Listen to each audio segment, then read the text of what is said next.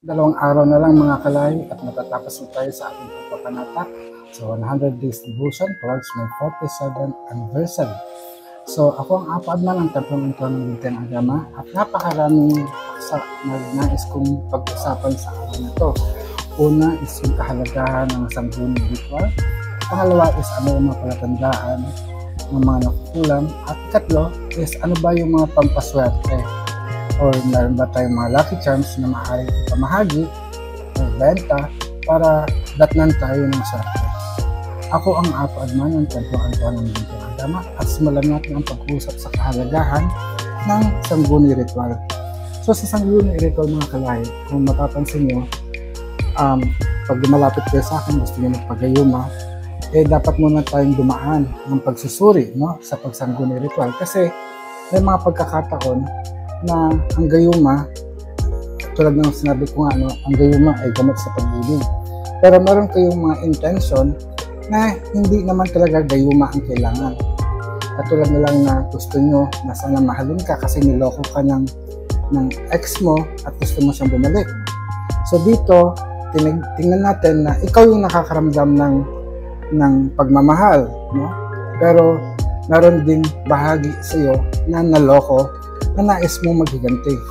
So sa pamamaraan na ito sa kadahilanan ito ay hindi dapat gayuma ang iyong hilingin, kundi dapat is hustisya o katarungan, no? Maaari ding pamarusa.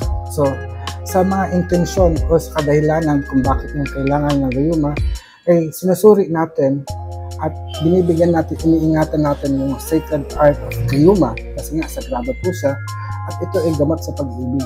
So kung ganun ang layunin mo, kailangan muna natin pagtuunan ng pansin yung katarungan o yung justice, ika nga na pamarusa sa boyfriend or girlfriend mo na nagloko sa iyo.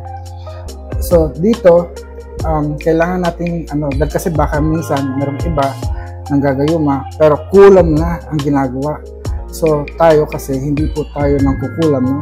Pero maaari nating ipanalangin na gamutin ang isang tao na alisin ang galit muna. Sa pagkakataong ito, ang kailangan mo ay yung tinatawag na kagalingan ng iyong kaluluwa.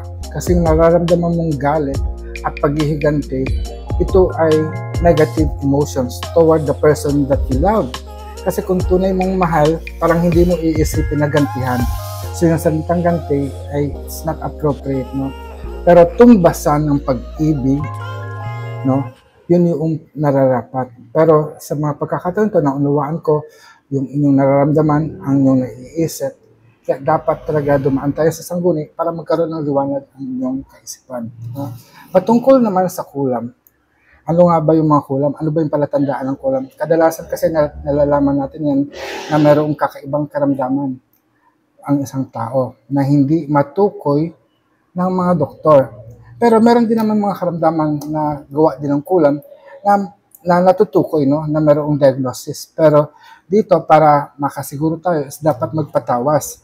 Bukod sa nararamdamang sakit, no, ay mayroong pagkabalisa at hirap sa pagkatulog.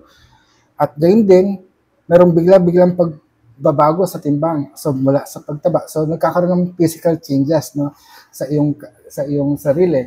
So yung physical changes na yun, maaari sa weight or sa size ninyo, no. Gayon din is madaling uminit ang ulo, nagkakaroon ng depression at parang walang pag-asa. So ito yung mga bagay na nararamdaman ng mga taong nakukulam. Gayon din, merong mga hindi maipaliwanag na takot o pangamba. At gayon din, madalas makapanaginip ng kakaibang nilang tulad ng ahas, gagamba o patay na tao. So ibig sabihin, madalas siyang binabangungot. Gayon din, may pakiramdam ng pangingilabot o bigla ang panginginig ng katawan at hindi maipaliwanag na malas sa buhay, trabaho o negosyo. So dahil dito, yung mga luck mo, dahil kasi nakukulam ka, is na naapektuhan. So kahit anong sipag mo, alam ba, dati, maswerte ka naman, malaki kang kumita, pero ngayon, kahit 24 hours ka magtrabaho, walang pumapasok na blessing sa iyo. So, pagtaka na yan, titingnan natin kung ikaw ay nakulam. So, dapat mong magkaroon ng pampaswerte. So sa pampaswerte, tulad ng anong sinabi natin, no, yung swerte natin, tayo lang din gumagawa. Pero minsan talaga sa sobrang daming kumakapit na enerhiya sa atin, no, ng mga negative thoughts from tao, ang hirap kumilos. Kahit na anong pagsisikap mo, ikaw ay minamalas talaga. So, anong dapat gawin? So, pupunta ulit tayo sa sangguni ritual. At pag nakita natin kung meron ngang gumayuma o kumulam o bumarang sa'yo upang maranasan mo ang mga bagay na ito, kailangan po nating linisin kayo. Magkakaroon naman tayo ng cleansing ritual. So, ang cleansing ritual, no, tayo nag-offer ng cleansing ritual, isang uri ng pagbaklas ng mga masasamang kulam, sumpa, gayuma sa inyong katawan para kayo ay hindi nyo ma-achieve yung wellness o yung kabuuan ng inyong buhay. So, sinasabi nila ito ay sa demonyo. Hindi po, no? Walang bagay na nasa demonyo. So, ang mga tao lang ang nagbibigay ng masamang kaisipan. Even nga yung mangkukulam ay tao din at binibigyan ka ng masamang kaisipan kung bakit ka minamalas. Yung simple thoughts na malasin ka sana, huwag ka sana magtagumpay, yung mga evil prayer o tinatawag na black prayer. Actually, ito yung black prayer, itinuro yan sa amin sa School of Alternative Medicine at kinoconsider na rin yan sa School of Alternative Medicine at Modern Science na meron talagang black prayer, yung mga negative confessions or negative thoughts against other people. Pero merong negative confessions na mabuti. Ito yung negative confessions of the goddess Maat, no, sa Egyptian, pero saka na po natin ito pag-usapan. Pero yun nga, no, para ikaw swertehin, kailangan mo nang baklasin ang lahat ng kamalasan sa pamagitan ng cleansing ritual.